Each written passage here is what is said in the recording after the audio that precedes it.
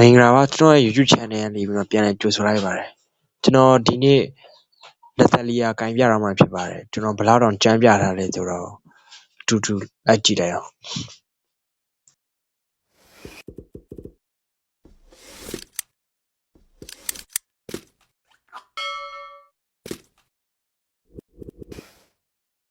ကဲပွဲရစားပါပြီ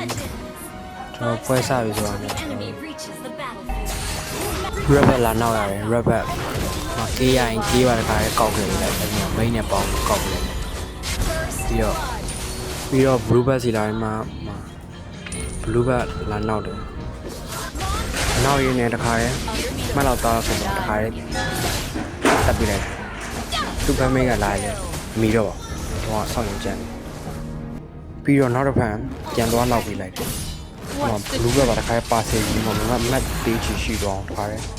တစ်ဖန်ပြန်တက်ထုတ်ပြီးတော့နောက်တစ်ခေါက်ပဲအကောင်မိန်းနဲ့ဝိုင်းကြည့်လိုက်တာနောက်တစ်ခါရှော့ရတယ်အကောင်တော့ game မှာတစ်ခါပြစ်ချင်သွားတော့တယ်ပြီးတော့ဟိုဘက်က Massman သူရောနေတစ်ခါကောက်တယ်ရှော့ပြီးတော့ ESP သွားရင်တော့ Crosser လောက်တက်ဖို့လို့ပြတ်သွားရကျွန်တော် AC ထုံဟိုးမှရမိတ်ကိုตาရလေးပဲတစ်စီးနေတက်ပြီးလိုက်ဒီမှာဆိုရင်ဟိုဘက် Massman ကိုစောင့်နေတယ်အမမိတ်ကရောက်ချတာ Massman ကိုတီးမယ်လို့ထားတာချာ fight hyper ရောက်ချတာလည်း Massman ကိုတီးမယ်ဟုတ်ပြီးခဲ့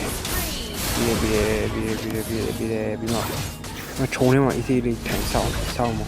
ဟိုမိတ်တူးရောနေနေတော့တခါတည်းအတက်တက်မလို့တော့ဟိုဘက်တက်ရတော့တဖန်ပိတ်ကြုံထွက်ပြေးရတယ်ထွက်ပြေးတော့အမမိတ်ရောက်ချလိုက်မှာအကူလေးနဲ့ AC လေးထိုင်ဆောင်ညာထိုင်ဆောင်မှတွေးရတဲ့ခါမှာ AC လေးဝင်ကောက်ပြီးလိုက်ဒီမှာဆိုကြည့်ပါကျွန်တော်ဘာမှလုပ်မရတော့အမမီးပြတ်သွားတယ် Wi-Fi မှာပြတ်သွားတယ်အမဘာမှလုပ်မရတော့အမဒါ